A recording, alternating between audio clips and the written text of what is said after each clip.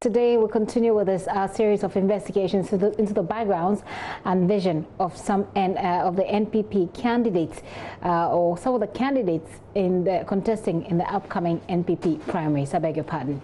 We'll ask the candidate, like I always say, to share their vision and convince you to vote for them, not only in the primaries but in the national election contest itself. So yesterday we spoke to the executive director at the National Commission on Culture, Janet Edna Nyame, who is contesting the incumbent JoyNews, who also doubles as the regional minister. So, Mr. Regional Minister joins us via Zoom. So, thank you for your time this afternoon. Good afternoon. Okay, so we know that you are the regional minister. We know that you want to be, you are the MP. You want to be the, you want to be the MP for the Takoradi constituency. Tell us a bit more about you. Who is Mr. JoyNews? Kobna JoyNews currently is the MP for Takoradi, a student of KNUST and UCC. I introduced internet to the Western Region broadband. I also was the executive director for Maggie Hotels. I worked as an assemblyman and FNA chairman for the Metropolitan Assembly of Sekendita Takoradi from 2001 to 2008, and increased our revenue by 1,000% in that period. So I'm an action man, somebody that believes in work. I'm not lazy about any work that is given me. I won my first elections in 2008 and became an MP in 2009 to date. And ever since I won my primaries, I've consistently been increasing my vote because I have the connection with the people. I do a lot of grassroots work. I love my people. And whatever they ask me to do for them, I don't disappoint. So that's what we are trying to do, to continue to make Takoradi greater and stronger. And that's what we'll continue to do every day. And that is what we want to do again after we've been elected again on the 20th of June for Takoradi. So what you say you do is to listen to your people and provide for them their needs. I want you to, if you can give, I was going to say one, but I realized that one will limit you. Perhaps you have done more. Give us, say, 3 key things that you have done since you became Member of Parliament for the area, which you believe, and the results show that it has really impacted the people. Yes, ever since I became a regional minister, I have organized free vacation classes for our junior high and senior high schools consistently for the last 10 years. I've been able to put up, with the help of Get Fund and other sources of revenue, a lot of schools from kindergarten to wherever. We are also currently building a first Islamic secondary school in the Sekendita Takoradi metropolis. So we've done a lot for our people. If you come to one of our poorest areas or deprived areas, we are doing a lot of paving just to make sure that the dust does not create a lot of lung problems in our communities. So we've done a lot of projects, a lot of them. I can't recount all of them. Sometimes I forget some of them, but we've done a lot in the community. Okay, so I'll put it together as 3. I'll add the first one you indicated. You said you brought broadband to the region, so I'll add that to what you've said. So broadband, free vacation classes for 10 years consistently, and liaising would Get Fund and other sort of sources of funds to build schools. You talk also about the... And an hospital. We are currently building a 60-bed hospital in New Takoradi. All our roads in Takoradi are now on contract, and the contractor is on site working. It's finished mostly part of the overlays, and is now going into the reconstruction areas as well. Okay, so if you live in Takoradi, or if you're in the Takoradi constituency, I want to hear from you, and I'm sure that your MP and your minister wants to hear from you as well. Send us a message right now, and I'll read it to him. Make sure that you do it before we get him off, because this session is not meant to last for too long. So, first of all, I want to find out how you feel about. I know that it's Sekendita Takoradi that we're told has become. No, Takoradi proper. No. I'm just coming to make a point that we understand that that's the area where there are increasing numbers, there are increasing cases of COVID-19. Is that correct? Yeah. Okay. Yeah, that's very correct. But that's very close to you as well. You talk about building a hospital. What have you done what has the area done to contain the spread of the disease? We are told that it's becoming an epicenter in the Western region. Yes, I agree. First and foremost, we are having difficulties with the spread because it's not community. Initially, it was imported cases, but ever since the imported cases came, some of them were still staying in compound houses, and we're having community spread. If you look at the Takwa area, you know, a lot of the subcontractors come from Takwa, Obuasi, to come and work in the same mining industry in Takwa. Right. So that's where the initial imports came from. For Sekeni Takrady numbers, it's because of the regional hospital. So they virtually represent everybody who goes to the district hospital and end up there.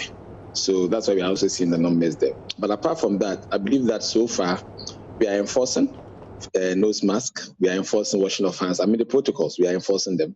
And we believe that a lot of our people would voluntarily go through these processes, because we all know that this virus does not have a cure.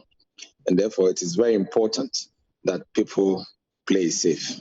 And we have been encouraging them. Today, I was at the Regional House of Chiefs to engage them and ask them to put their voice to the enforcement of these protocols of wearing nose masks, washing of hands, social distancing, closing of bars, and the rest. So basically, that's what we are trying to do to make sure that it does not continue to further spread. And then we used to have a difficulty with our testing. I mean, initially, we were doing the testing in Noguchi. We brought a testing center to Takrady. Yesterday, we got an additional machine, and we believe that we should be able to test more quicker so that we can be ahead of the virus, so that we can know exactly other alternatives that we can put in place to minimize the spread. So I'm wondering, yesterday I spoke to your contender. There are people within the NPP who have been allowed deliberate attempt to make them go unopposed. Why do you think the party didn't do the same for you, but has allowed someone else to contend with you over the seats that you've won for the same party? The NPP is a democratic process. The person contesting with me had done so. This is not the first time. He did once in 2008, came back in 2010, and it's now come back. And our votes have consistently risen. So under normal circumstances, you know that if somebody, I've seen the trend, naturally would have not been contesting. But you know, in Ghana, people contest elections for so many reasons. Some of it for envy, some of it to project themselves so that when we win power again, maybe they'll be seen. People do it for so many reasons. So I believe that there's no issue at all. For us, we are ready to contest, because every 4 years we have put ourselves up to contest, and I don't think that this is a different case. Are you saying she's contesting you out of? Are you saying she's contesting out of envy or out of projection? I'm saying that people contest for different reasons. Okay. So I'm giving you some of the reasons why people are contesting. I just want to clear that out, so there are no doubts. Oh, okay. Yes, there are no doubts. People contest for so many reasons. But that's not what you're saying she's contending. That's not the reason why you say she's contending with you. Hello, sir. Can you hear me? Okay. Well, we went there into the deep freezer, but I'll try and raise him back. My producers are working to defreeze him. Okay, so we have him back. Our Honourable Member of Parliament, we lost you briefly. I was saying that I just wanted to clear it out. You know, these days we put this video on social media for people to see what their MPs are saying, and so I just want to clear that out so that people don't misconstrue. Yes, what I'm saying, that people contest for different reasons. But that's not what you're saying. There is the reason why she's contending with you.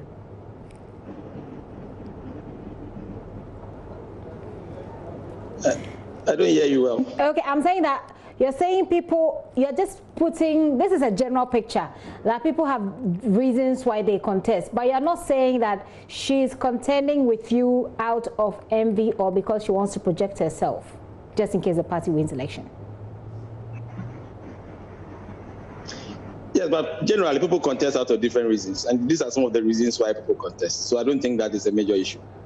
No, it's not a major issue. It's something you have said in this conversation, and I just want to clear it up. Yes, and I've said it. And I've said it. I don't know her intentions, but I'm telling you that it's reasons why some other people contest. Do you feel that she's envious of you? I can't tell. Okay. Yesterday when I spoke to her... I think that the type of campaign she's doing will determine whether what she's doing is of good heart or it's not of good heart. Okay, but for now, it's not good. It's not time, and you don't have enough time to make that determination with what she has done so far. Not at all. You would have wished she didn't contest you. I've never said so anyway, because I've always contested. People have always come to contest me. So it's not an issue at all. Would you have wished that she didn't, so that it would be a smooth way for both you and the party in general? Oh, there's nothing wrong with this. This is a democratic party. I've always been ready to contest anybody who wanted to contest me. Very well. So I'm ready with the contest, yes. You indicated that the things that you have done includes, you know, you say you're an action man, vacation classes. It looks like you have a focus on education, which is great, amazing. But does it mean that sometimes the people go through education and they still don't get the end product of education, if you like, you know, not just to open up your mind, but to get you employed, gainfully employed? I've heard some bites from Takoradi where people have said, what's the education? What's the education is key, and then the person goes on to say, yeah, I go school now, but politicians they change the padlock now. So he says education. They say education is key. Yes. Yeah. In fact, I've also seen that. Advert on Facebook. Right. It's from JoyNews. I believe that when it comes to jobs, it's one area all the young men in Takoradi knows that I've been focusing on for a very long time. We've helped people get into various occupations, but you know the numbers are large. I mean, in Ghana, about 300,000 people complete school every year. When you add the NVTIs and the side work, it might be about 300,000. So naturally, there's a demand for jobs and opportunities. My focus has always been to encourage more private sector people to create more opportunities and create more jobs, because that's the only solution that we can get as a country. I mean, if you take even China, that calls themselves communist states. Recently, they called themselves a capitalist state with Chinese characteristics. If you go to UK, US, Australia, Denmark, wherever, all these countries have developed because of the private sector. So I also always encourage people to look at what they can do to start up businesses. In fact, if you take last year, we worked with NEIP to train a lot of young men and women to be able to get their own jobs. Currently, as I speak to you, we'll finish with our designs, and we are now going to start building what I call the Takoradi Incubation Center at Beach Road. They've gone to clear the land, and very soon we'll start building up so that people can go in there, incubated, raise funds, expand their projects, and more young men and women can get opportunities with them. So that has been my new crusade, encouraging young people to try and set up their own businesses. Because if you don't set them up now, who are you waiting to set up these businesses for us before we get employed? So these are the things that we are trying to encourage more men and women. I've been giving them some support to do that as well. I asked because your contender told me yesterday that it's one of her focus areas, unemployment, because it's a big issue in the area. But I read for you some of the messages coming from people within your constituency. This one says, this one says Dr. Dako is doing a good work, and we should encourage him. Is from Dominic. Zach from Takoradi says, Mr. Minister, what plans do you have for our aged parents in terms of help? Do you want to take a look at that? Yes, I'll take a look at that. No, I mean, how are you answering that question for this gentleman? Oh, yes, I can do so. Let me do the last one. We plan to do an old people's center at Amanfo,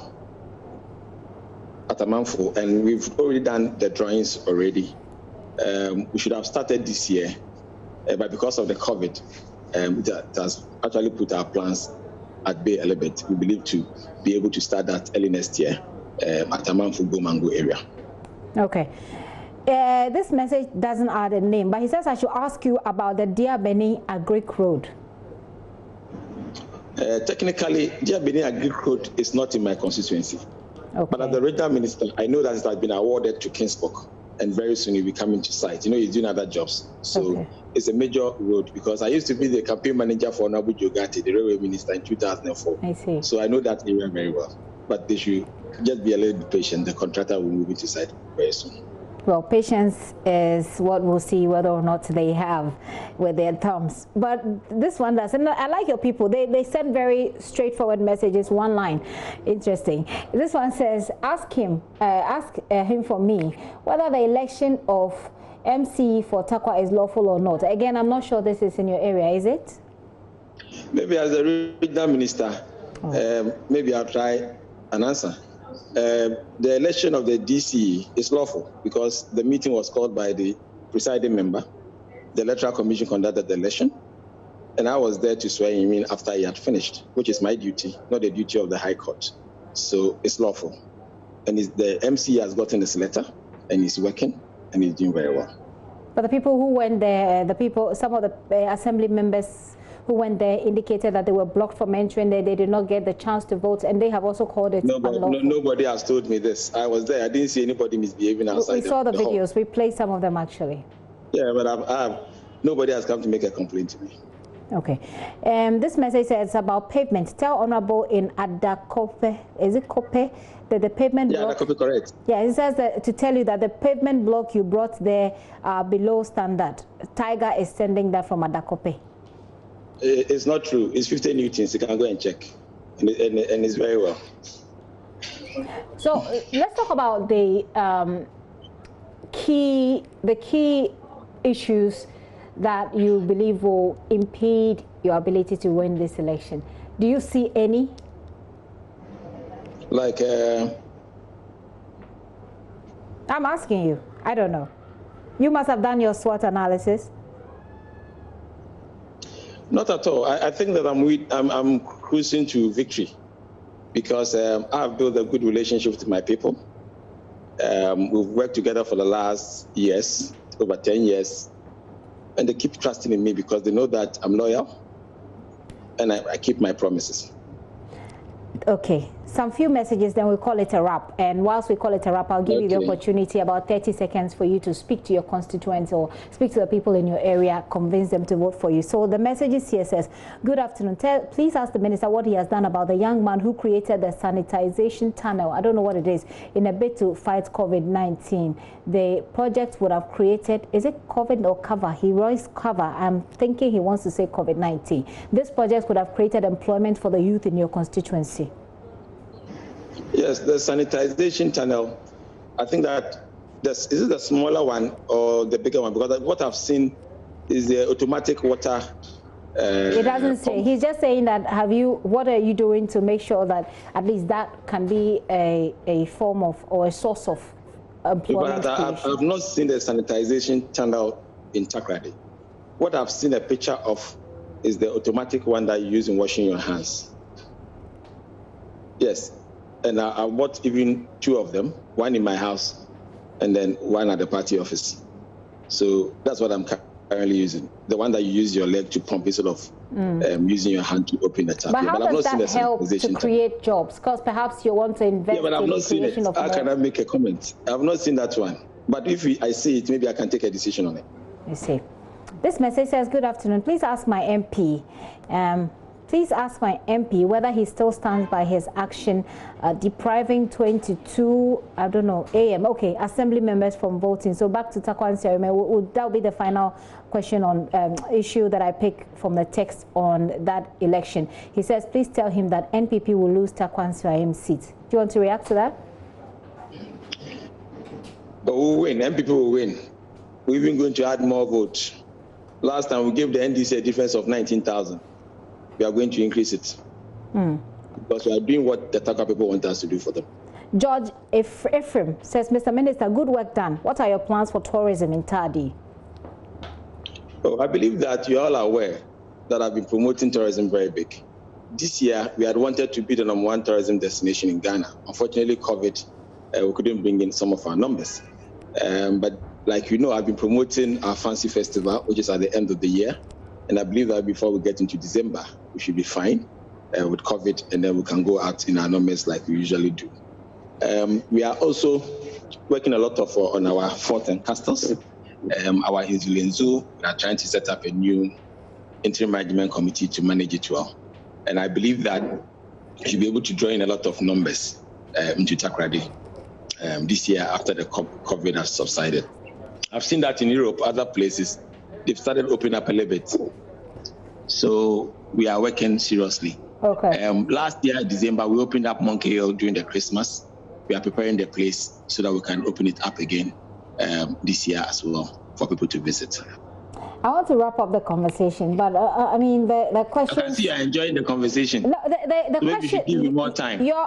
We would need more time, but not for today. Except that the people in Takoradi constituency seem very interested in this because I'm getting many messages within record time compared to other constituencies that I have dealt with. And I want to wrap up. I need to. I've run out of time. But someone is asking about the Esipon Stadium. Oh, the Esipon Stadium. We've started actually renovating the place now. Rehabilitation have started. And I strongly believe that in the next 12 months, we should finish with it. We know that the roof ripped off is being replaced, generator issues, seating issues, and we are going to get our hands off it very soon in the next 12 months. And what about the traffic lights on Anaji in Takofu Road? Oh, they've installed some traffic lights. If we are having problems with them, then maybe it has not come to our notice. We'll look at it. In fact, I've also commissioned the Takoradi Technical University to design our own traffic lights for the region. And they brought a prototype to me before the COVID. So when they get back to school, I believe that they'll be coming up with the numbers. I mean, the rare cash that we need to invest in the prototype that the university have developed. In fact, they are doing two things for us, and they themselves also added even the sewing of nose mask to fight COVID to support the regional administration. So we are working in collaboration with the university so that our traffic light will be produced in Ghana and installed in Takoradi for us to use. So when there are difficulties with them, we can repair them ourselves, yes. But they brought the initial design with the prototype, and we asked them to get us the figures for the real one. So the COVID came and the school was closed. Sounds interesting. Do you think that the fact that someone can even contest you is any form of indictment on the work that you have done so far? Oh, how can that be? It's a question. How can that be? My last election, I went unopposed. My first one, there was an election. Second one, there was an election. And the third one, and every time I vote, it's increasing. So it has never been an indictment. I've never thought of it that way. I mean, this is democracy. People have to participate. So if she's participating, I welcome it. But I'll beat her in the race. I know that for a fact. So that's not an indictment at all. Not at all. Okay. I'll give you 30 seconds, sir. I think I'm having a barrage of questions because you also double as the regional minister, so people are really concerned. So some of them are jumping somewhere. Okay. Exactly. They're really interested to know what you're doing about this or that, but I've run out of time. So 30 seconds is for you, free of charge. Convince these people to keep you in the seat. Yes. I say hi to all my delegates, my polling station executives that I've worked with over the last 11 years. We've built a good relationship. There's no animosity between myself and anybody in my constituency. I'm fine with you. Because of you, I'm always there every Saturday in the house. And we do our own thing. And I believe that the relationship that we built, in the same way I've always been loyal and delivered what I've promised. I know that I believe in you, the delegates. I know you are going to also support me in this election come Saturday 20th for us to win and win very big and make merry in the name of Jesus Christ. Amen. All right, I'm sure they're saying amen to it, those who are watching you and who want to maintain you there. Thank you so much for your time this afternoon. Thank you too. Kwabena Ochredako is the Member of Parliament for Takoradi constituency. He's been contended by a woman who we spoke to yesterday. She is poised to take the seat or to snatch the seat out of his hands, and he says he's cruising to victory. He says he will beat her hands down. Let's see how that goes. And if you're in Takoradi, continue your interaction with us. This is The Pulse with me, Gifty and Opia, set for election headquarters today.